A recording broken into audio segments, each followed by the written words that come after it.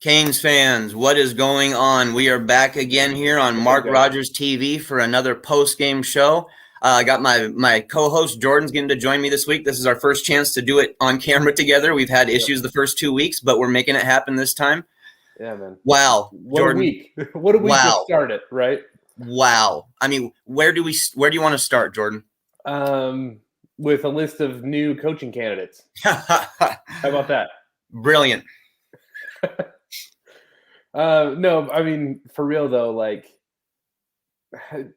today was better than some of the previous losses we've seen because, UNC, Clemson, Oklahoma State, Alabama didn't even look like we belonged. We weren't prepared, just nothing.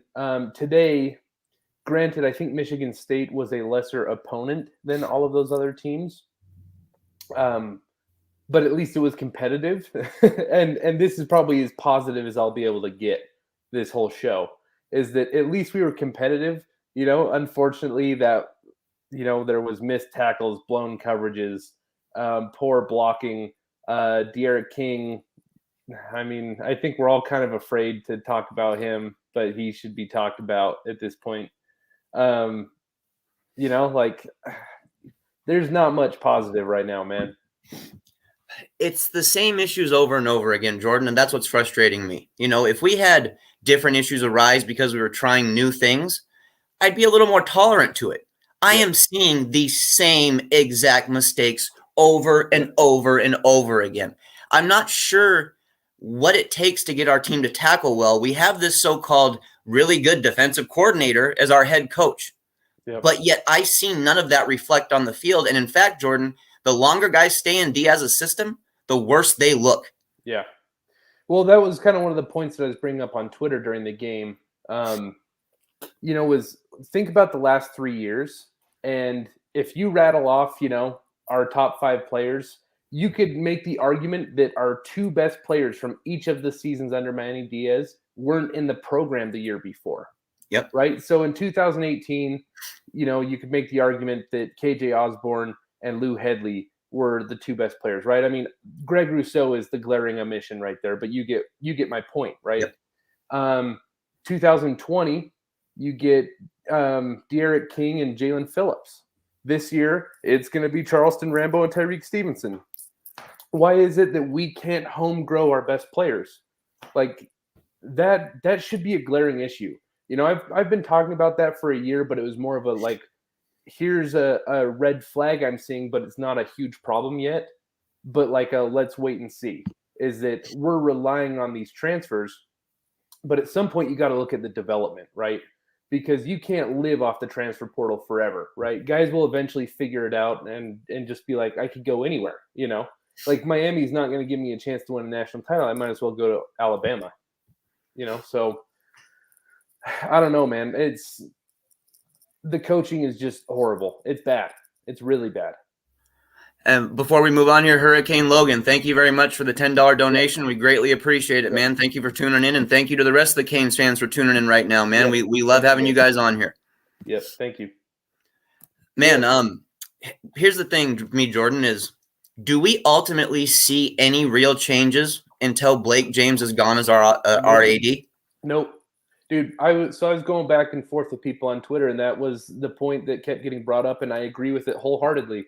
I almost don't want to fire Manny Diaz until after Blake is gone. Why do we want Blake to make this next hire? That makes sense. Yeah, I didn't think about that. That's the most valid reason to keep Manny Diaz right now, is that I don't want Blake James to hire the next guy. And how horrible is that? That's awful. It's horrible, dude. I don't know. People can clown FSU as much as they want, but are we really better off than they are right now? At this point in time, no, because we know in college football what happens last season really doesn't matter this season. Yeah. Everything can change so fast. And FSU, while they've had their issues, they still seem to actually have a little more buzz on the recruiting trail in the 2023 class. I don't know why. I don't know how. Yeah. But they've been able to do it somehow. If that's just Norvell working his magic, off the field. Yeah. But, Florida State and Miami seem to be in kind of a similar situation.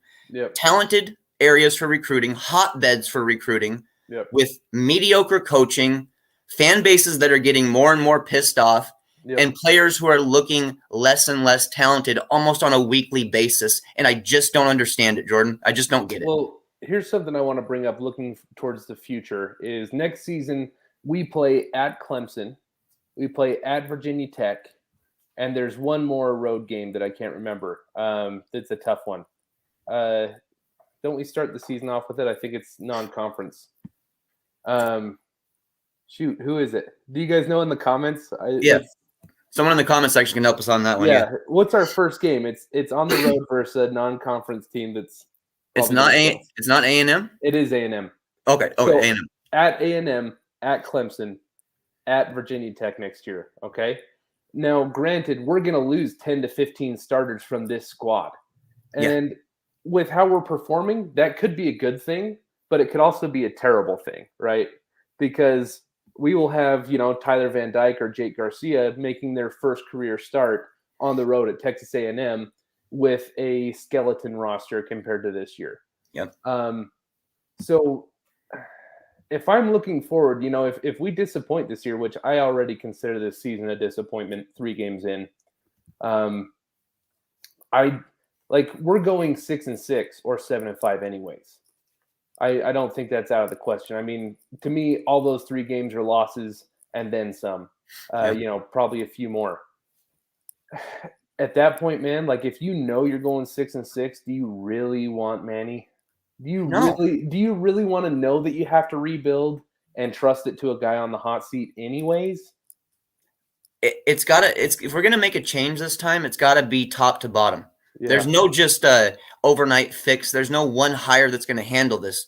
This is top to bottom, realigning our philosophy for the football program. Yep. We have lost our complete philosophy. We are a medical school that uses the football team to make money to support the medical school. That's what we've become. Yeah. But Blake James need to understand, though, that if you don't play good football, you won't have as much money to throw to your medical department. So where do you got to find that balance? You know? Dude, they use the football logo for the med school. So, you got to get your priorities straight, Yep. It's not like I want to throw shade at medicine and what we're doing there to, improve the medical field. But I mean, you gotta be smart, football, college football for all schools that are Power 5 is $100 million a year business. Yep. Okay. And we are totally mismanaging that. I don't care how much we make off the medical school. If you're mismanaging a $100 million per year asset, you're incompetent. Yeah. Period. Yeah. No excuse. Absolutely no excuse. When you have that kind of a backing, basically, you have everything that you need to be successful, but yet you prove over and over again that you simply don't know how to be successful. That's what I'm seeing. It's not just bad coaching or bad this over and all. We don't know what success is anymore. We've been so far removed from it that we almost think that 9 wins might be successful. We're the University of Miami. 9 wins is pretty much should be about standard for us. Yep. We need to get that double-digit mark, and we need to get it consistently, but it will not happen with this staff. Guaranteed. I agree. Hey, South Georgia Kane, thank you for the donation, man. We appreciate it. Yeah, I agree with you, man. Looking back at those old teams, the first thing that people think of is swagger, right? Yes. And this is something I say all the time, but I'm just going to keep repeating it until we figure it out. Is, the swagger of the old teams. That's what we're trying to capture, right? So we try to get this flamboyance, this attitude in the modern program. But what I think people failed to realize was that the swagger came from hard work and mental discipline, right? Yep. It was the guys outworking everyone in the weight room and on Green Tree and behind the scenes. And they got so much better than their competition that then they could taunt and mock and belittle people because it's that's how much better I am than you, right? Yep. Is that they would run circles around their opponent and they're like, you should have practiced as hard as me. That's what the swagger was, right? Yep. And now we just think it's we don't want to do the work to have swagger. We just want to put the gold teeth in, or we just want to dance, or we just want to, whatever. It's stupid, man. We want to do the turnover chain and the touchdown rate. Is stupid, man. Like the turnover chain replaced our real swag with fake swag. That's what I noticed. It's a store-bought, manipulated swag that isn't real. It's not genuine. There's no substance behind it. I don't know how to take the turnover chain and get it back to what it was when we first had it, where we use it as fuel to actually ignite our team as a whole, not just the defense, the entire team. I don't know if we can get that back now. I really don't. Once things are tainted like that and they're questionable after that, when you throw on the chain, when you're down by 27 points, I mean, what the hell are we even thinking? Like you can tell the players don't even want to wear it. It's stupid. It's stupid, man. I mean, it almost tempts me to say, like, we need the furthest thing from a Miami guy, to come in and I guess rebuild the culture from the bottom up, in terms of, instituting the discipline, the work ethic, things like that. And then when we reach those levels that we know that this program is capable of, then the swagger can come back, right? Yep. I feel like Manny's kind of tried to do it top down. Like, he comes in and he's dangling all these toys and this image and all that stuff for these guys, and they're buying into it. But what they don't realize is that stuff should be the result of hard work. Yep. It's earned. You earn swagger. Real swagger. You earn it. You don't give it to yourself. You get it earned from the rest of the teams that you play against. They basically peg you as that is the team with swag. That is the team with some balls, basically, which we don't have. I mean, I hate to say this word, but I see a cowardly team. I see a cowardly coaching staff, which is permeated into the team itself. You are what your coaches are. And Manny Diaz is a straight up coward. Yep. Hey Ross, would you send Derek the link on? He just hit me up for it. Would you say on Twitter? Yep. Yeah. So while you're doing that, let's bring up something a little positive. One of the bright spots. There was a few players that turned in a good performance, but I want to highlight Charleston Rambo real quick. Mm-hmm. I turned the game off with about 3 minutes left, and he had 12 catches, 156 yards, 2 touchdowns. So I don't know if he added to that before the final, the final score came across, but that's awesome. I feel bad for the kid. He chose the wrong school, honestly. Yeah. Like that's an amazing performance. We should have fed him, honestly.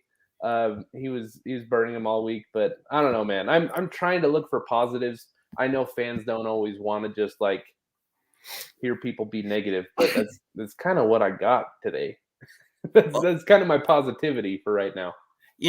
Rambo being a heck of a weapon, but here's the thing is, so what happens if we just completely ignore Rambo going forward like we have been doing? That's what we've been doing. We use a guy and then we ignore them the following week. It's very frustrating. Yep. We got Coach. What up, Coach? Fellas. How negative are we being right now? Very. Hey, Coach, let it go. Me. Let it all go, bro. Me. What do you got? What do you got for us? How negative do you think I'm being right now? Listen, J-Man, I know you're the very like optimistic pessimist, right? So listen, Ross and Jay, it was just a bad performance all the way around. And, being at the game and even last week, and I apologize for not tuning in last week, but like, it just, there's no heart, again, like I wish we had Gene Hackman when like the replacements when he says, we need heart. Like there's no heart in this team. And it's, I don't know if it transcends from the top and then trying to work down to the bottom, but there's not really any like really dogs out there that are showing that grit and that fight. I heard you a little bit talking about Rambo. I think that was one of the bright spots today. And unfortunately, one of the disappointments so far from the season is Will Mallory. We literally had a touchdown. Again, we had a touchdown to go at 14-7, and he drops the ball. Yeah. And, then we missed a field goal, and then it's kind of like a trickle-down effect. We really didn't get rolling after that. So it was it was just a lackluster performance. Again, I try to put a positive spin on everything. Obviously, we sat there through the whole game. We don't leave. But, at the end of the day, like, let me ask you this, Ross. Does this type of loss, does this put the fire under somebody like Manny Diaz, or again, is it just something where this is the University of Miami, this is our coach moving forward, and he's not going to go anywhere? I don't think that there's going to be much of a change. When you get a 5-year deal installed on a coach like him and you're at a school that doesn't like to spend big money in the first place, you get stuck in these scenarios. This is exactly why Canes fans need to kind of realize that all Manny Diaz has to do is kind of just show up this year, and he'll be our coach next season. He doesn't need a phenomenal year. Now, next year can be a lot more of the talk on the chopping block and all that stuff because it would be a lot cheaper for us to get rid of him. But as of right now, with the history that we have and the way Blake James is, I don't see us getting rid of Manny Diaz, unfortunately. I just don't. You know, you guys are right. Like, there's a difference between what is going to happen and what should happen, right? And you guys are hitting the nail on the head with what is going to happen. And that's very unfortunate, in my opinion. I think that if it plays out that way, which I would bet money on it that it does, I think that is a sign of a weak program that is not prioritizing winning and success. So let me ask you this. So, J-Man, and I'm completely 100% with you, because you look at what USC just did with Clay Helton, right? Like, they said, look, we're not going anywhere. It's not looking good. We're going to cut ties now. We're going to move forward. Well, we haven't looked good for 3 years. You know, I mean, you can say last year, you know, hey, we did go 8-3, but your 3 losses were kind of bad losses, right? The Clemson, UNC. Yeah. I mean, technically we probably should have won the bowl game, but we still lost, right? But I don't know what's going to change. And again, Blake James isn't going to do anything to make a change, and Manny's got a contract. I feel like Manny still has to have his full 4 years moving forward in order to get that full recruiting cycle under his belt. We did transcend from 6-7 to 8-3, but man, starting off 1-2 right now with a close win to App State and getting blown out at home by Michigan State, that's bad. So, Co, there's a few things that we brought up earlier before you hopped on. I want to get your take on it. So, one is the Hurricanes are now 1-4 in their last 5 games. And the only win is a close one over App State, right? So that's not good. The other thing is, you know, we were talking about the attrition that we're going to have after this year. We're going to lose up to 15 starters, right? Including Lou Headley probably. And so, dude, with our schedule at Texas A&M, at Clemson, at Virginia Tech, I'm thinking 7-5 at best, maybe. You know, losing all that talent. Like, you're not having De'Aaron King come back. You're not having Bubba Bolden. Tyreek Stevenson could leave. You know, Rambo, if he keeps it up, he's probably gone. If we're going to be that bad anyways, do we really want to have Manny be over a rebuilding year? Like, because I feel like why rebuild for a guy last year and then have to rebuild again the next year? Okay, so having said that, let me ask you this. Okay. Sitting at 1-2, Ross, sitting at 1-2 right now, University of Miami moving forward. Obviously, you got Central Connecticut State. I'm going to chalk that up as a win, right? I mean, I'll give it a 98% percentile that we beat Central Connecticut State. So you're 2-2, looking forward going into Virginia on a Thursday night. What I've seen, again, this is just my personal opinion. I feel like what I saw today and what I saw last week against App State, I don't think King is the answer moving forward. This is just my personal opinion. Yeah. You know, is it time to maybe play a TDD or a Jake Garcia to see where we can go build into the future? Because if they can make a spark or light a spark for us, why not take that? Because you know where your cap is with Derek King right now. We don't know what the ceiling is with a TDD or a Jake Garcia. We're not willing to experiment, though. You know, we don't do that with our youth. Seriously. We just don't do it. Yeah. They get out there occasionally, they make plays, and then we bury them back on the depth chart. I don't understand it. Yep. And, you know, one person I saw, you're talking about, you know, young guys, sorry, J-Man, was Romillo Brenton. I felt like did a phenomenal job today with the targets that he got, the catches, and, you know, pushing the ball upfield. Again, you talk about not playing our youth. I saw Cody Brown come in the game for like 1 or 2 plays, but it was really Cam Harris the whole time. Why aren't we getting the Thad Franklins, the Cody Browns, you know, the Romellos, Jacobys, Brashards, and Leonard Taylor hasn't even stepped on the field yet? Like, why aren't we using some of these guys? Yeah, I don't know, man. Seniority. It's an issue. It's an issue. It's a real thing at Miami, and it's really happening. Yeah. Chalk it up to 1 and 2, guys. 1 and 2 with a so we 2 games. Our 2 games this year, we got blown the bleep out. Yeah. Like, it's brutal, And I don't want to say that. And Ross, I do kind of agree, but then I kind of disagree with the seniority thing, because if you look at the receiver standpoint, Wiggins got in late in the game. Pope didn't even dress today, but you see all the young guys. You see, X, and unfortunately too, like Harley this year. He's got the Pope and Wiggins disease. Like, it's just, what's up with the drops with Harley? That was one of your sure-handed guys last year. Yeah. My thing is it shouldn't have taken this long to make that move. That's my thing. It simply shouldn't have taken this long. We know what Wiggins and Pope are. We knew exactly who they are, and they're not changing. Yeah. We should have been going to the youth early and often. We waited till it was too late, in my opinion, basically. You can do it week to week and not be necessarily late in a game, but I'm just saying it late in general to Manny Diaz's career as a head coach. He should have been doing this last year. Yeah, I mean, we're kind of seeing it. There's a few spots, the defensive line, we're seeing those issues on the ends, right? Chance Williams showing out. There's still older guys playing ahead of him that may or may not deserve it at this point. Gervin Hall has really had a rough start to the year, like really, really rough. Yep. And we got Cam Kinchens behind him, Cam has looked great. He's looked great. I don't see like we're not missing anything by playing Kinchens over Gervin Hall at this point. That's all I have to say. Yeah. Oh, yeah, you're right, because Cam looks the part. Obviously, he came in against Bama when Bubba went out. He played very well as a true freshman. You saw his capabilities, right? And I feel like you have to. Again, it goes back to what I was saying earlier. Like, if you have a underclassman and an upperclassman at the same level, why not go with that younger guy where you're getting 2-3 years out of that guy compared to a guy, this is his last year, right? J-Man, you talk about the rebuilding next year when you're losing 15 starters. If that's the case, play me these young guys now where they get the experience moving forward into next year, where they got games underneath their belt. They're not afraid of the big lights, that type of thing. I just feel like if King isn't healthy, and again, I don't know this per se, if King's not healthy, whether it's physically or mentally, then I think you have to move forward. And if Lashley is handcuffing him, because the play calling is brutal, like it's the same crap. Second and long, run up the gut. Like, we don't have any type of speed. Cam is not your get outside, gonna run a 4-3, hit the corner and go upfield. He's not that guy.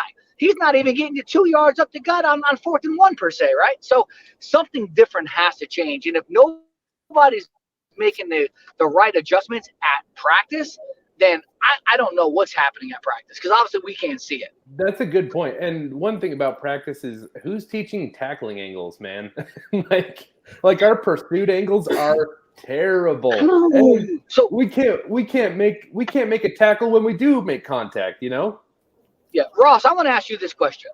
Someone brought this up to me, and when you have a head coach, and I'm talking about Manny Diaz, who, number one, is your defensive coordinator, how hard is it for him to be the head coach, quote unquote, the man, when your defense is coming off the field and you got to make adjustments and talk to your defense and you're not watching the offensive side of the ball?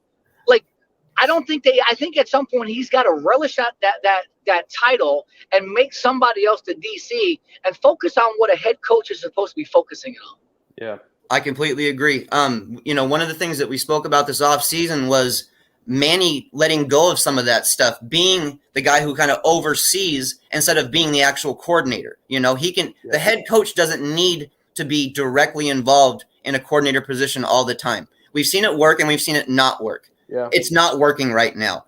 Manny Diaz's defense is broken. This isn't a thing that he can fix in practice. This is a schematic thing that is in his defense that is not going to go away. He's not going to just do a 180 and become a totally different guy. Manny Diaz's defense is what we're going to see until he's no longer coaching here.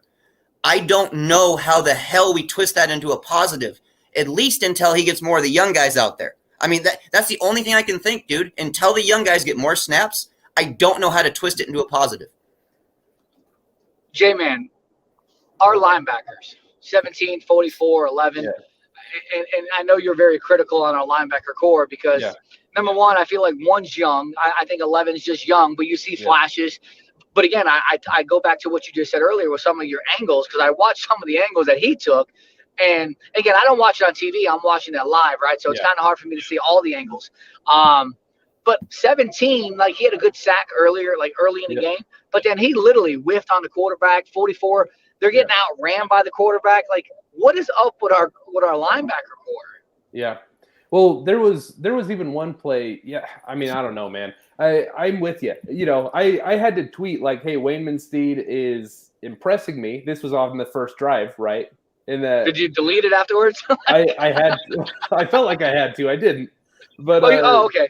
Yeah, I don't know, man. Our linebackers, I knew it was going to be bad, but I mean, you always hope for the best, right? And losing Keontra Smith was just brutal because I mean, he pretty clearly looked like our best guy there against Alabama. I don't know, man. I'm kind of at a loss for words after this game, honestly. So did you guys see a play that reminded you of a North Carolina play last year? I don't want to bring it up, but did you see that play today with 5?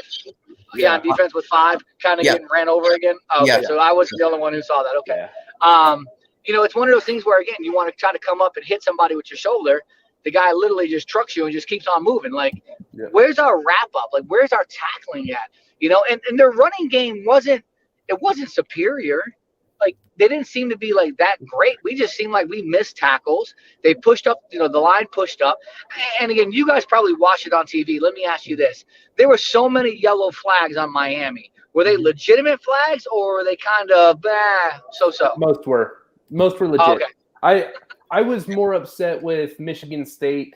I don't feel like they called it even, but I don't feel like they were calling it bad for us, if that makes sense. Yeah. I feel like Michigan State was getting away with stuff, but there weren't too many horrible calls on us, honestly. So their fourth down drive, we were down 7, and they measured it. It looked like it was short based on what we were looking at. Was it short on the sticks? Did they give him the first, or did he make it? If he made it, it was by a dimple on the football. I mean, it was that close. A dimple on the football. That's great. It was that close, man. Yeah. You know, and those are the type of things where, like, can you like, you know, challenge the spot? You know, again, you were hoping, like, it looked like he was short. You know, I just, from where we were at, it looked like he was short. And then everybody was all up in arms when they gave him the first down. So, yeah. I thought it was short too, but hey, Ko, I got a question for you, man. Since you were, and this is something that I like to get a good idea of. After halftime, when we were having our problems and we weren't getting moving in the second half, what did our sideline look like? Did they look defeated? Was there any energy? Well, no. That's why I go back to when I first came on. There was no heart. Like, nobody's jumping up and down. Nobody's getting in each other's faces. You know, at least last week with Rambo. You know, when Donaldson missed a block on a bubble screen, at least Rambo got in his face, you know, and kind of like, you know, was trying to hold somebody accountable. Yeah. Like today, it didn't like there was nothing there. Yeah. And that's why I go back to, like, where are your leaders at? Who is the leaders? Like, and King had a rough day, right? You know, the blind side, you know, you throw the ball, it's fumbled. You throw some bad picks, right? But that's where I feel like as a coach, and whether it's Lashley or Diaz, you say, you know what? Let's go with a different route. Let's see if somebody else can get a spark for us. Let's throw in a TVD. Let's throw in a Jake. Let's see if something can change. You know, you don't have the speed at running back right now. You did throw Brashard Smith in, I think, for one play, but why not use him more to at least get outside of the edges and let him turn upfield a little bit? That's what I don't get. Yep. Yeah, man. I do think it's time to start having that D'Eriq King conversation. I think a lot of us don't want to. I mean, to be fair, like, King is a leader. Like, he's put in more effort in the last 2 years than most guys on the rosters. So, you know, like, I kind of feel bad having that conversation, but honestly, you're right. Like, it is time. He's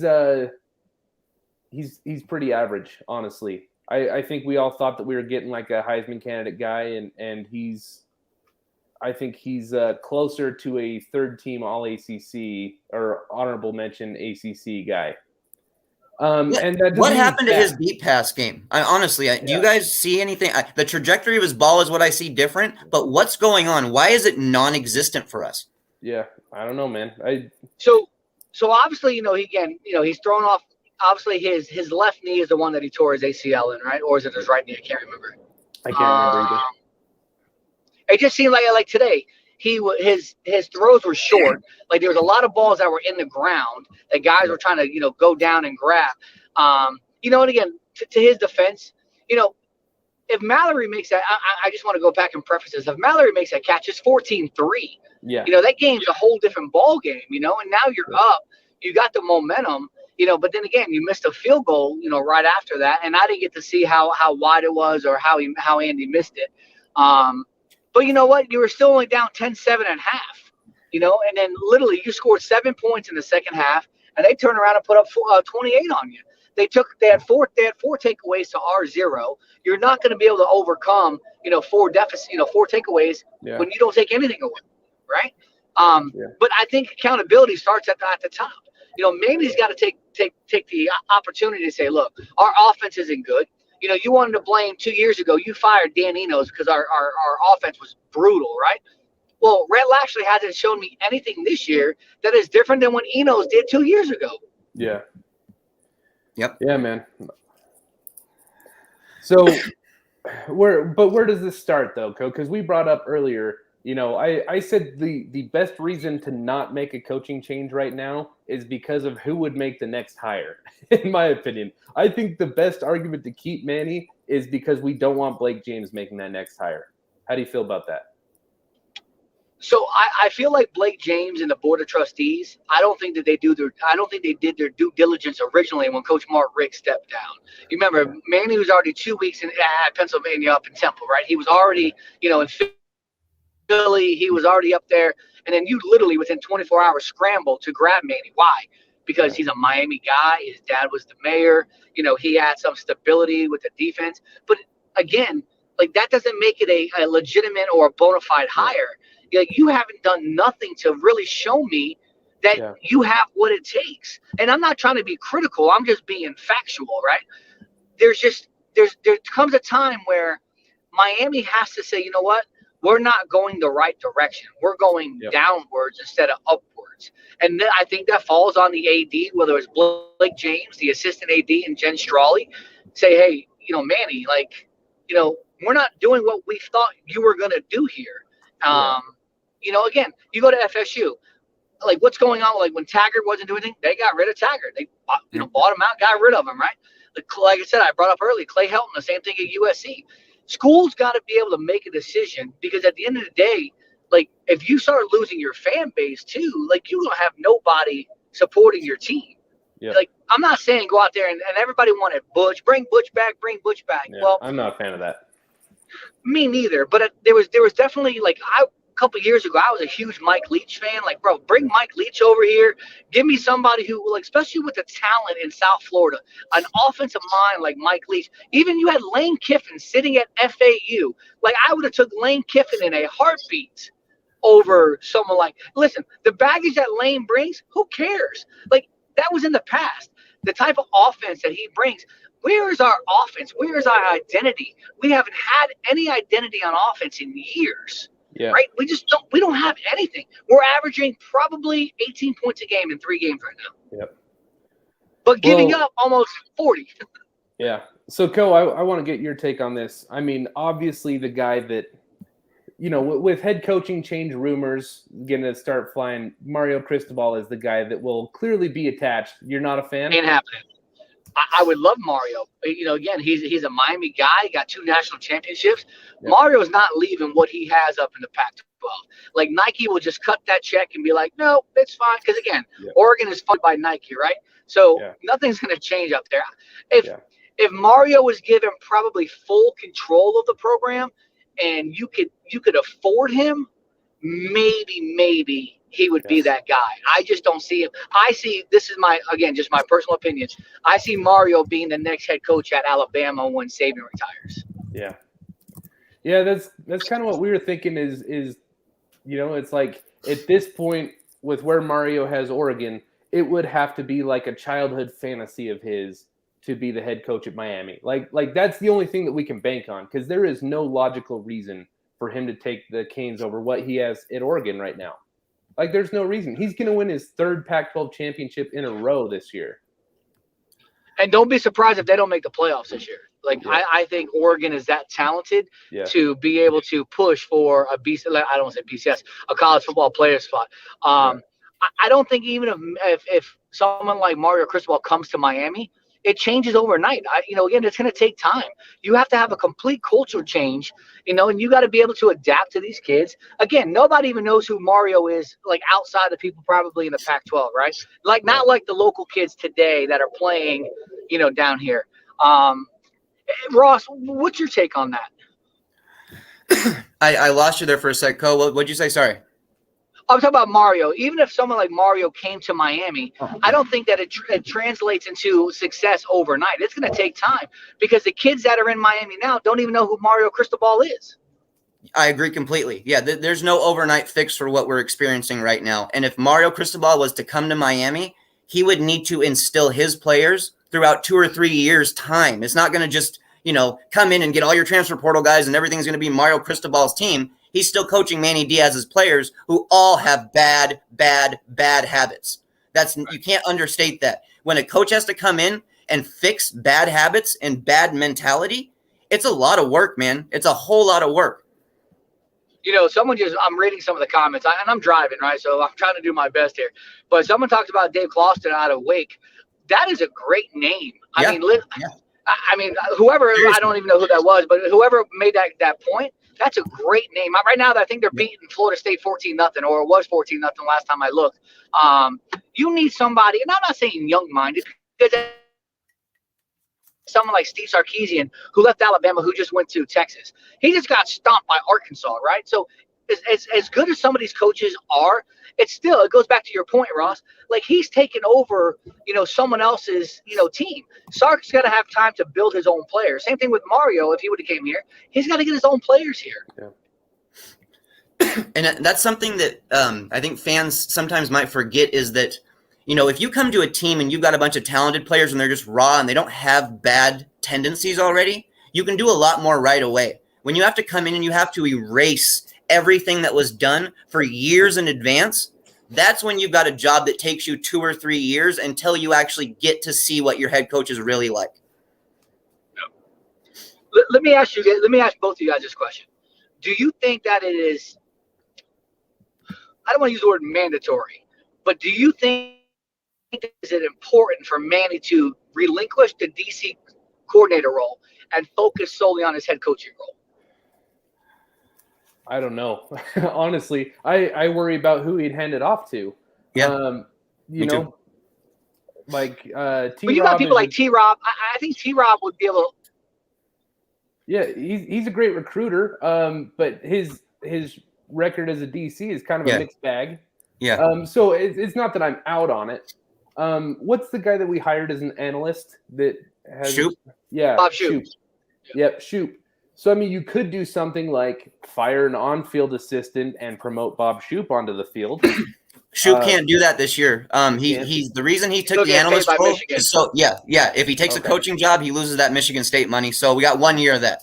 Okay, I got you. So then, I don't know. I mean, I'd be open to it, right? It's not that I'm anti-T-Rob. It's just that, like, it can get worse. We're kind of thinking like it can't get worse, but it actually can, right? we could have lost that app. We could have lost that App State game. Oh yeah. Yeah, you could be sitting at 0-3 right now. Antonio Williams, that's great. I agree with that. You cut your losses right now and just move forward. You bring somebody like again Rob Likens. There's people that are been around the system for so long, and I say system, I mean college football, to where at some point, the same thing they did with Golden, right? Like, unfortunately, Golden, they cut ties with Golden. They had Larry Scott come in as an interim coach. Somebody's got to do something where they say, you know what? Manny's just not the answer. I got to, because obviously he's not the answer right now. Can he turn it around?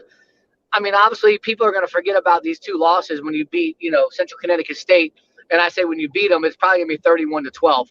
So it's like it's not going to be a great win. But, I don't want to see a big blowout and then all these fans are like, oh, yeah, we're back. Like, no, we're not back. We are far from being back. Ice just nailed it in the chat right now. We're 1 field goal away from being 0-3, and that is absolutely factual, Canes fans. Yep. And Ross, if that field goal was probably 7 yards further, that ball hooks left. Yep. Because that's where it was fading. Yep. Just saying, if it was like another 7 yards, and we're all Andy fans. Like we love Andy. He's been part of our chats. Again, like hitting that 55-yarder today. Again, I didn't see the field goal on when he missed it. But it shouldn't even have to be a field goal try. Will Mallory should have caught the ball, plain and simple. Yep. And Andy's a true freshman, right? Like I feel like our kicking game is really good compared to the rest of college football, and it's a true freshman, right? So I don't think you can expect a true freshman to be perfect, right? So it's like you said, that is Will Mallory's fault. Like you just have to make those catches. He's a senior now, isn't he? I mean, this is his fourth year. I think he's actually I think he's a junior. I think he's a junior. But that's another thing, right? Why isn't Elijah Arroyo? Why aren't we getting some of the younger guys in there when you're having the drops? Like at some point, go with a fresh hand. That's Seniority. why I bring up and you can't have that. Like to me, and Ross, I agree. You can't have seniority based, playing time. Unless something's happening in practice, like I mentioned earlier, where you're not just getting it done. You can't read assignments. You can't pick up the blitz. Then I don't know why else some of these young guys aren't playing. I got a question for you about this code directly, honestly, and it's something I've been thinking about. How much of this seniority issue is our coaches maybe realizing they're not good coaches and having to depend on guys who have been around a long time instead of taking a risk or taking shots on younger guys? That's a great question. And when you talk about seniority, like, let me bring up a name here. Like, obviously, someone like Nesta Silveria, right? Like, great kid, great motor. But you got the number 3 defensive tackle, number 3 overall player in the country, and Leonard Taylor sitting on the bench, and he's getting no PT. Why is that? I just don't understand why someone with that type of caliber, and again, he was ranked really high for a reason. You're telling me that you can't get on the field over Jonathan Ford or Jordan Miller or Harrison Hunt? I mean, that's where I don't understand why these guys aren't getting playing time. And if that's a true statement, which I think it could be, Ross, then our coaches are just putting us in a bad spot. Yeah, that's the way I feel sometimes. I feel like our lack of talent in the coaching department is why we're seeing no risks being taken, why we're seeing nothing clever being done, because these guys are just scared to lose their damn jobs. Yeah, and until that changes, I don't see what's going to happen. I look at our special teams. I look at so let's talk. Can I bring something up real quick? Yeah. Our linebacker core. Who runs our linebacker core? Jonathan Packey. Yeah, and Aristide. And Ish, right? But Jonathan Packey is also our special teams coach. And you look what happened last week. Block field goal. We gave up a 100-yard kickoff return. Like, why isn't people like that getting some type of burn underneath them as far as being on a hot seat? Yeah. Like, because that's Manny's friend, right? So you can't necessarily go at someone like Jonathan Packey because, now you're kind of, going at Manny and Manny's boy. But I think these guys have to be held accountable as well. Our secondary, look at Tyreek Stevenson today. He got burned twice, right? I really want to see the boards and see if anybody's going at T-Rob the same way that they went at Mike Rump for years and years and years because our DBs were so bad. DJ Ivy still doesn't know how to tackle. DJ Ivy still doesn't know how to come up and make angles and make plays. Like, these are the type of people you want to blame a coach and someone like Mike Rump. But now you got someone like T-Rob who has all this clout, but yet your players are the same players. So it's not really a coach's situation. It's your players. Yeah. Now, maybe coming in next year, and we're all, with the Fegans and, with the Chris Graves and, Markeith Williams and people like that, hopefully our secondary and our DBs get better, because right now I don't see them getting – I think they're actually worse than they were last year. That's sad to say, but what I've seen over 3 games is our DBs, Bubba Bolden just doesn't look the part anymore. I swear to God, it seems like last year against NC State, when he got pancaked, after that pancake block, like towards the end zone, his whole season, like, he had a great game against Clemson. Like, I felt like he was back into it. But then after that, like, where's your leadership? The Gervin Halls, the Bubba Boldens, like, you don't even really hear about Takori Couch anymore. But like, Al Blades is sitting on the bench. Where are the leaders and where are the people who know how to play football? I don't know if we know if our leaders are even real leaders. I mean, look at the guys that we towed out there. Guys like Gaynor. While I love his mentality, we're not talking about a great football player here. And these are our guys who are captains that we keep relying on. And the thing is captains are not just relied on for their play on the field. They're relied on to be captains on and off the field. I'm sure Gaynor takes care of business off the field just fine. The coaching staff loves the guy. But whatever's going on the field, no, it just simply cannot be allowed to keep happening. So when I go back and watch the game, which when I get home I probably will, there was a flag on him for like a blindside block. It did not look like it was a blindside block. Did you guys happen to see that play? Yeah. Because it stopped a big run. Was it a legit call or was it a questionable call? It was a legit call in my opinion. I thought it was an illegal play by Gaynor. Okay. Me too. Okay. Yeah. So, and that's where, Ross, you talk about our leadership, right? You've got to know that. And the reason why I preface that is you didn't have to make that block. The guy was already around, right? So that's where your leaders have to be able to say, you know what? I can make that block, but there's no reason for me to make that block. It's not going to change the outcome of the play, So that's where I think our leaders on the field have to be a little bit smarter as well. Even with King today, if you watch, some of his throws were bad. They were bad throws. Even the last play of the game, he gets knocked down at the line of scrimmage because he can't see over the line of scrimmage. Yeah. His trajectory of the ball isn't where it needs to be. The one that he threw, the pick that he threw to Rambo, like on the seam route, like if he lofts that over the head, Rambo's already past the safeties, but he kind of throws it on a dart and the safety just steps right in front of Rambo and picks it off, right? Yeah. Those are the type of plays, as a quarterback, you got to be able to look down and kind of see that. But again, when you're 5'9", 5'10", it's very hard to see, 30 yards down the field. Yep. So I want to touch on the comment on the screen right now. Do you think after this game, Manny has lost his players? I have a counter question. Looking back, we have 3 years of history now. Did Manny ever have the players? Ooh, good question, Jay. I like it. I'm thinking back to Jaron Williams, trying to lateral 20 yards down the field on a Hail Mary, and then not respecting his coach, Dan Enos, after, which, I mean, Enos is a dork, but whatever, right? It's still his coach. I'm just thinking about all of these things, and I'm wondering, did the players ever actually care? That's a good question, man, because while we might have seen a little bit of passion at first, it sure didn't last very long, did it? It really didn't. All the artificial hype that Manny Diaz brought in is exactly that. It's artificial. But you got to remember, this is the son of a politician. And what do politicians do? They spend their entire careers trying to convince people that they're actually working while doing as little work as humanly possible. Yeah. Zero substance, all talk. He is the son of a politician. Let's not forget that. Yeah. Well, you can see that in the press conferences. I want to start doing press conference bingo this year for Manny Diaz, because I mean that's kind of a joke I've been doing on Twitter. Is I was joking. I'm assuming right now Manny's saying Michigan State, historic program, 6 national titles, all-time great program. Like this game was never going to be easy. That kind of garbage, right? I mean, we got it last game against App State, right? This is what they do. It's like, dude, the Michigan game was 14 years ago. And so I want to go back to your question, J-Man, about the players, whether or not they lost the respect for the coach. I think from a defensive perspective, when he chose to go to Temple to further his career, right? Like, to me, you were out the door, players were getting ready to welcome in a new coach, blah, blah, blah. Yeah. And I know for a fact, not everybody was gung-ho when they played for Diaz originally, and there was talk, again, things that I kind of hear or know. Some people were kind of excited that, he was going somewhere else and, there was going to be a fresh start.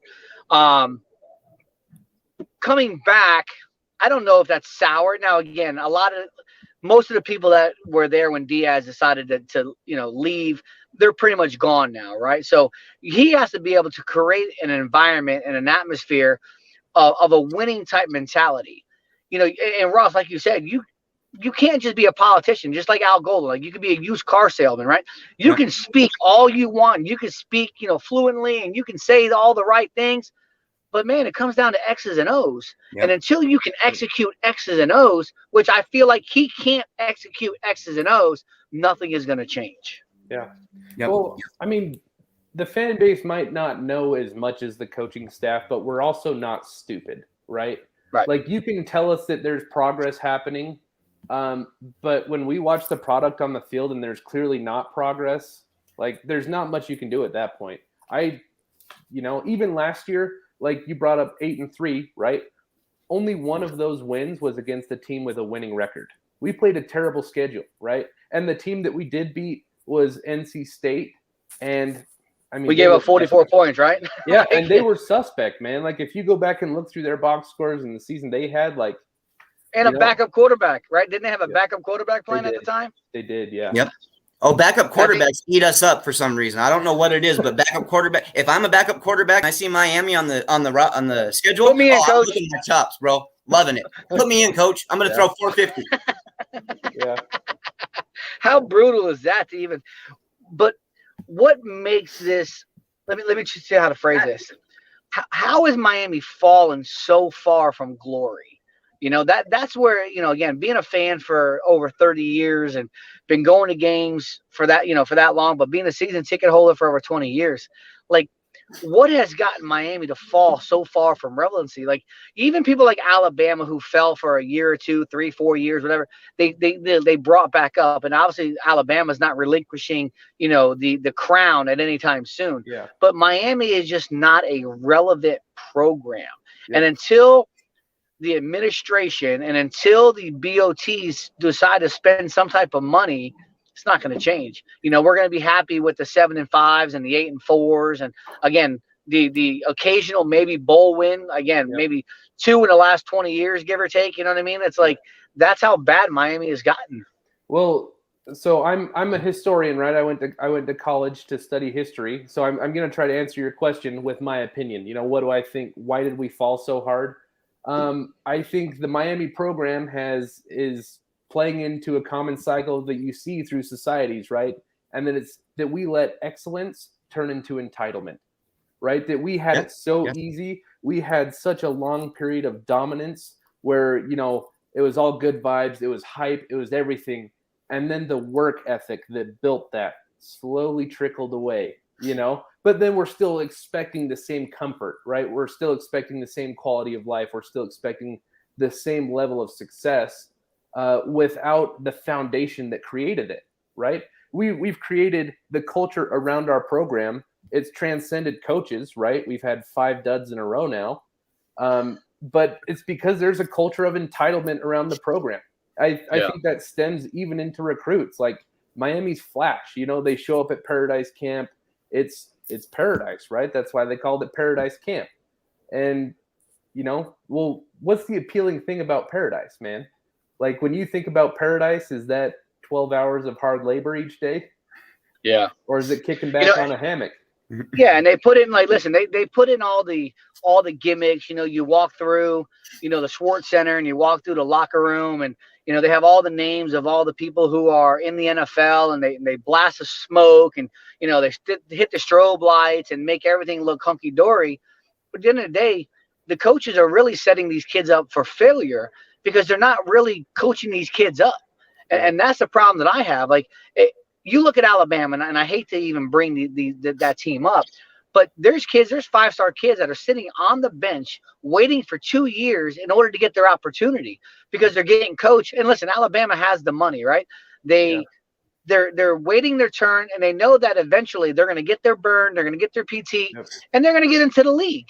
So our guys, and I hate to say this, but the last couple of years, our best players haven't been recruits. They've been portal players. Yep. You go back to Henley, Jose Borgales, KJ Osborne, you look at Adrian Colbert. Like, there's been people that really have blossomed at the University of Miami. Jalen Phillips.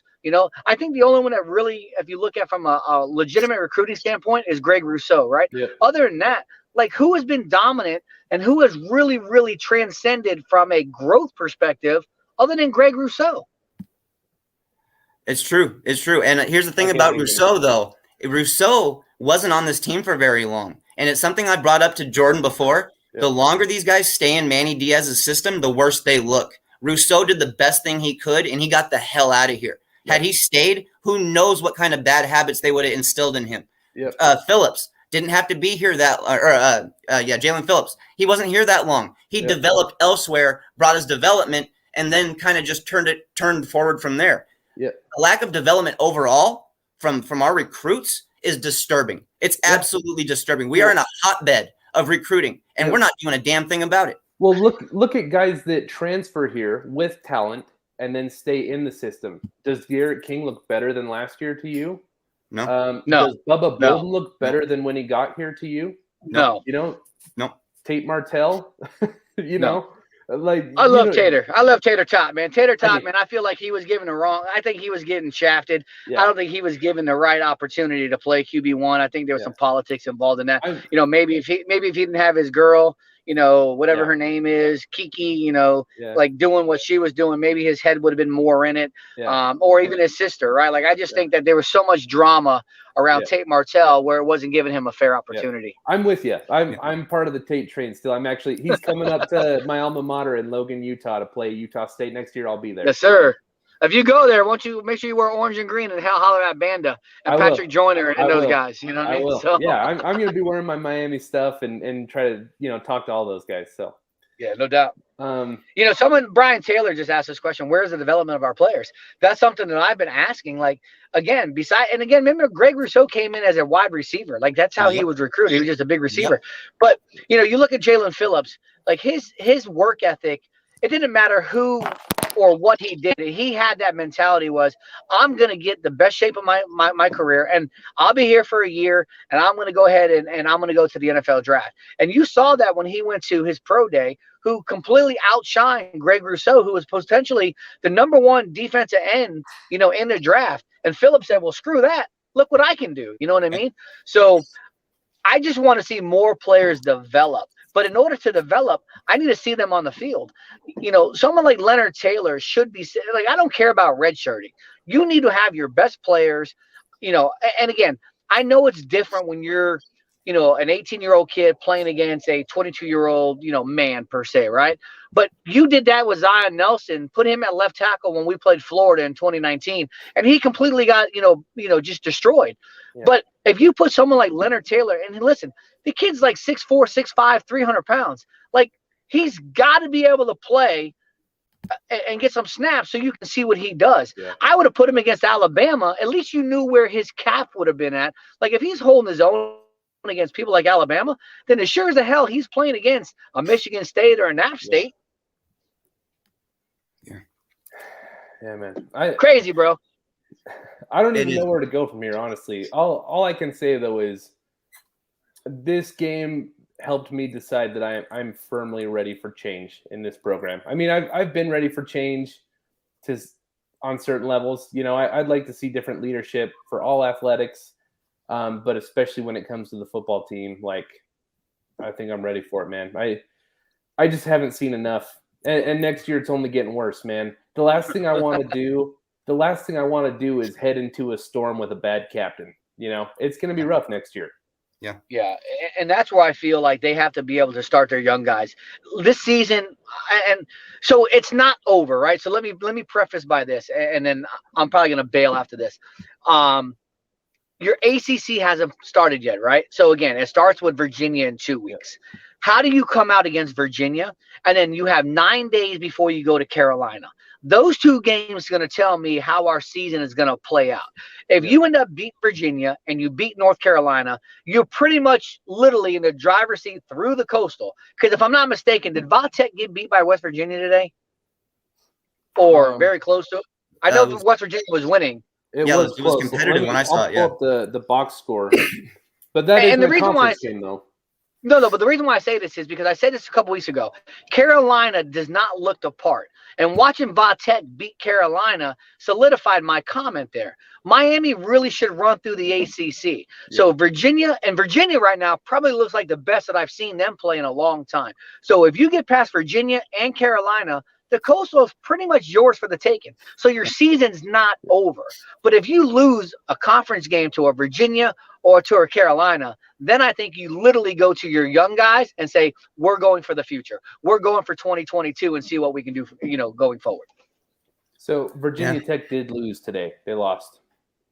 Okay. So that's what I'm saying, right? So no one really looks the part in the Coastal. So that's where I feel like if Miami can again, your season should be predicated on winning the Coastal. That's all I would like to see is you win the Coastal. But losing today kind of hurts that, man, because the game was there. Like Vegas had you 6.5 favorites, and you literally can I curse on this or no? Yeah, just don't go too far. Don't go crazy. No, you crap the bed, right? I was gonna say the S word, but you crap the bed at home, right? Michigan State is not 21 points better than you are. Like there's no way that you should have lost this game today. And this starts at the top. The coaches got to take accountability. I did love, and I'm sure you guys heard this, at least Coach Justice came out earlier in the week and took responsibility and took accountability and, blame some of the players. Hey, we're not that good. Our right side is not that good. Like at least it was a fresh air seeing somebody taking some type of responsibility. Yeah. I don't know how far that'll go, honestly, because while there's guys taking responsibility, are the guys at the top really going to absorb that responsibility and really make it right to the guys below them? Is there going to be accountability? Is there going to be discipline? Is there going to be honor in this process? And I haven't seen it yet. All I've seen is talk. All talk, no substance. Yeah, 100%. How long you guys go for in the post game? Typically an hour. So we're at an hour right now. Yeah. Good. All right. Well, listen, I just pulled up to the house. I just left the Rock. So I had a nice drive. Appreciate you guys. You guys are killing it, man. So I'll chime in next week after we barely beat Central Connecticut State. Hey, hopefully. At this point, that's hopefully, man. Yeah. I say barely, but I actually think I'll call it out right now. Miami wins by at least 35 next week. So we you better guys predict that. We better. And then we'll all be, yeah, Manny, you're the guy. Manny, keep going. So yeah. Ross, J-Man, appreciate you guys. I'll talk to you guys soon. Take care, brother. See ya. Later, buddy. Later, guys. Oh man. Well, where do we go from here? Do you have anything else? came in with a little energy from the game, even though it wasn't too ugly. It was nice to have a guy that was there on site. I always like to see, or I like to hear from fans that were at the game, because to me, the sidelines tell so much of the story, dude. Yeah. They tell so much of what's really going on. If guys are pouting, they have their heads down, they're just depressed looking. Yeah, dude. I mean, you can't win football like that. You just can't. Well, that has been. First, I agree with you. I'm a big body language guy as well. That has been a hallmark trait over the last 3 years. We haven't had good body language since day one. And I think, with entitlement, like we're an entitlement program right now. What happens when entitled people have the pressure put on them? They flounder, right? I don't think our guys know how to deal with adversity, right? I think when you're down and they're probably just thinking like, dude, like all I do is get love from Instagram and coaches. And, everyone's always loved the way I play football. And now the scoreboard says I'm down by 21. Like, I don't know what to do. Yep. Like, this is different, and it practice, like they must not be having very difficult practices, because I don't see a team that knows how to deal with adversity, man. Like you see zero. Did you watch Alabama versus Mercer last week, and then Nick Saban's press conferences? Yeah. In the aftermath? Yep. He was not happy. Nope. He was not happy. It's because they only beat Mercer by like 38 or whatever, right? He demands perfection from his players, basically. Well, and he had the post-game show where he smacked the podium and he's like, growing up, he says, my dad demanded accountability from me every day. He says, did you do this? Did you cut the grass? Did you put it away? Did you do this? Did you do this? And if he didn't do it perfectly, he had to do it all over again, right? And he said, something to the effect of, I think we need a little bit more of that at Alabama. Yeah. And it's like, wow, like that's the difference. You think Nick Saban's doing a slip and slide after he beats whoever that was last year? I can't even remember who it was, but he's running to the film room to break down the mistakes and point them out so the team can get better. He's all about getting better every single week. And that's the difference between Bama and Miami. We're just wanting to skate by and just survive. They're wanting to thrive. Yeah, I don't really see. Could you imagine if Alabama only beat App State the way that we did? What was it? I can't remember the final score exactly, but it was like 1 or 2 points. Yeah. Could you imagine if that was Nick Saban and what he'd say? Do you think he'd get up and say, this is what App State does? No, God, no. No, God, no. That would have been the last thing he said. He would have taken accountability, and he would have called out the players or coaches that lacked on him that week. Saban's a smart guy. When something goes wrong, he knows what went wrong. He knows exactly what went wrong. That's when you're a great football coach with a great mind. You can be pretty confident in the moves and choices you make, and you know or expect they should work. So when they don't, he can point out really as to why it didn't. Well, and the last thing you want to do is shift focus away from what you can control, right? Which is exactly Manny does that. He is the king of deflection, right? Yep. We play like crap, and he says, "Hey, this is what App State does. They force you into mistakes. They get under your skin. They're gritty. They're scrappy. They're high motor guys. All the cliches, whatever." Okay. Whereas Nick Saban would have said, "We didn't do enough." Right? Because App State doesn't matter, right? Like, we play a team every week. It doesn't matter who they are. Yep. All that matters is how we take care of business. Yes. And that, to me, that is why after all of this time, after 3 years, I am out on Manny Diaz. Is because that has been the attitude the whole time. It has always been deflection. It has never been accountability. It has never been, we need to take care of what we need to take care of, because the rest doesn't matter. We have as many blue chip guys as pretty much anyone besides Alabama and Georgia. Yeah. Okay. So there is no reason, there's no excuse. If we play to the best of our abilities and we take accountability for our own performance, we should win every single game, save 1 or 2 a year. Every single game. Yep. We should have blown Michigan State out. Like, I'll take, if we lose a hard fought battle to Clemson, if we lose that Alabama game, that's fine, right? Yep. We better not lose in the first quarter like we have been. Yeah. That's another hallmark of Manny Diaz teams, is losing in the first quarter. That's inexcusable. But you really, really, really have to take accountability for your own performance, and our team does not do that because it starts at the top. Yeah. It's kind of like, I don't know, to relate it to a person. I dated a girl one time that when something bad would happen, like, she would do something and I'd be like, "Hey, you can't do that." And she would be like, "I didn't. That wasn't me." And it's like, "Hey, I just saw you." Yeah. You know what I mean? Like, that's a problem, right? Yeah. And that is what is happening on the football field with us right now. Is we're saying, exactly. "Hey, you're not supposed to lose to App State by 2 points." And he said, "Hey, that wasn't our fault. App State's really good." And it's like, no, I watched the game. We were terrible. We were terrible. Yeah. And that the accountability shows up not from our coaching staff, but from our players too. Guys feel like they can make mistakes and not have to worry about having the guy behind them replace them. That I've kind of noticed that, especially with some of the older guys. Their leash is so long that I don't know if they feel the pressure to have to play 110% every snap, because they just figure they're going to start. Remember what Mike Harley said last year? He said that wide receiver core was just going through the motions. The older guys were not even practicing hard. They were just expecting to play because they were older, basically. That disturbed me to hear that. It disturbed me, because it kind of made everything that I felt with the seniority stuff become true. And then to see it happen this year, McLeod, Steed getting a bunch of snaps, guys like that. Bro, nothing changed. Nothing. Yeah, well, and then to extend it back, because I want to talk about, the entire tenure of Manny Diaz. 2019, we get that report that, hey, there is drug abuse going on in the quarterback room. And the night before the FIU game, the starting quarterback broke curfew and wasn't mentally prepared for the game, right? He didn't even try. Didn't game plan, didn't anything, right? Yep. So that's a pattern. Yep. We need to be smart enough to identify patterns, right? Yep. We haven't. And,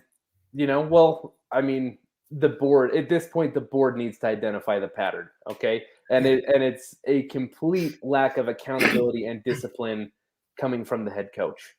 And they need to realize that the AD is putting up with it, you know? Yep.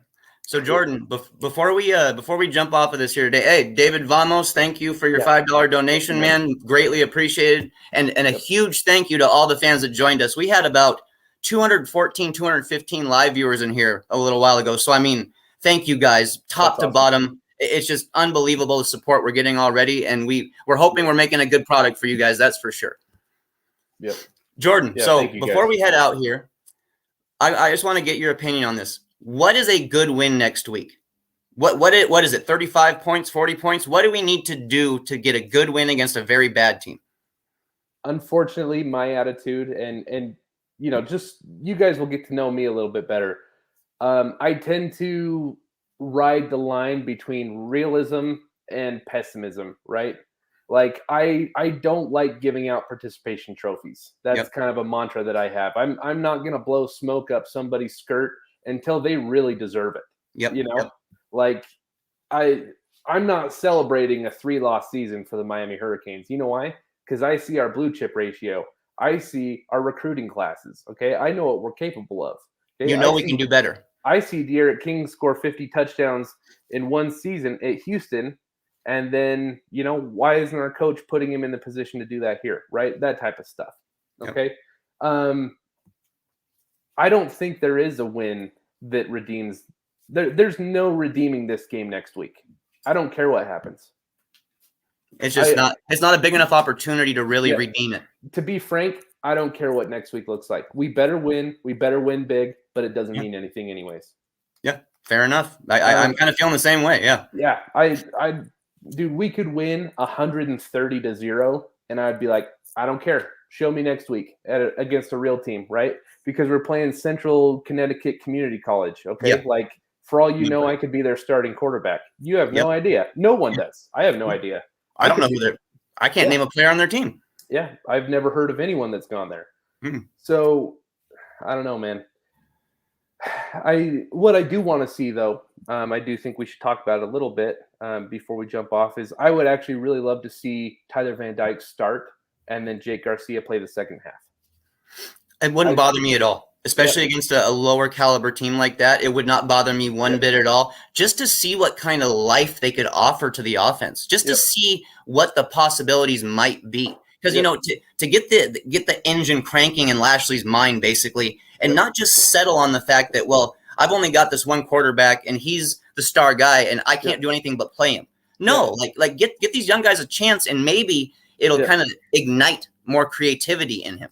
Yep. And I think you do that for a few reasons. De'Aaron King is clearly banged up, right? So I think you give him the rest. I think you dress him just in case a catastrophe happens. But I think you set that up. You tell the offense that's what's going to happen, is that, hey, we're starting Tyler Van Dyke, and then we're playing Jake in the second half, no matter what, right? Unless we're worried that we're going to lose this game.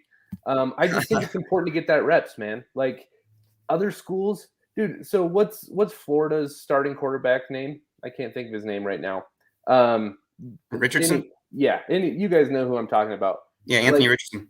Every single school besides Miami does a good job of getting young QBs reps. Yeah. Why don't we do that? Stubborn. And that makes me question, are our coaches secure with their own calls? Do they feel confident, or are they relying on the older guys to make up for their lack of coaching talent? Yeah. So whatever, man. I'm just tired of it. The reality is De'Aaron King has 1 year left here at most. So whether or not we play him the rest of the season, we're really going to want to go into Texas A&M next year with Tyler Van Dyke and Jake Garcia having real game experience. So we need to start getting it. Throw them in, pepper them in a drive here and there, and I think they should play the entirety of that game tomorrow or next week. I completely agree. I think this is the golden opportunity for not just the staff, but for the players to get a chance to show something they haven't been able to show yet. Now, the players, though, have to be allowed by the staff to show it first. So we have to have the staff simply make those things available. But there's no doubt that we should see it against this team because, frankly, like you mentioned, this is basically a community college we're playing. Yeah. And by halftime, I mean, I would have no problem if we're out there with a lot of our third string guys playing in major roles, because this is where those valuable snaps come into play. Guys learning the offense, not just at practice, but on the game field. And there's no excuse not to. I mean, with the 4-game rule for redshirting, you can still redshirt every true freshman and play them the entire game Saturday. So, I mean, Jake Garcia isn't losing any eligibility by playing the second half next week. So you just got to do it. Yep, the 4-game thing it's honestly a great tool for schools to use, and we need to use it properly. We just do. Absolutely. Well, man, Jordan, dude, thank you for joining me on this one, man. I'm glad that we got a chance to finally get on camera together like this, you know. For sure. The Canes fans, man, you guys showed up today. You guys gave us a lot of love and support. We greatly appreciate it. We're on Mark Rogers TV doing the Miami post-game show. We'll be doing this every post-game this season, guys. We will be available. Every single week. So anytime you got questions or anything like that, feel free to hit us up. Hit us up on Twitter during the week if you want to. I'm at North Fresh Kane. What are you at, Jordan? At JR Nelson 17. So. Okay, at North Fresh Kane and at JR Nelson 17. Feel free to hit us up if you guys got questions, and we can answer them on the show here when we get a chance. Once again, thank you guys for joining us. I wish it could have been after a Miami win. Yeah. But next week, let's go out there and kick some butt against a community college. Absolutely. See you guys. Bye.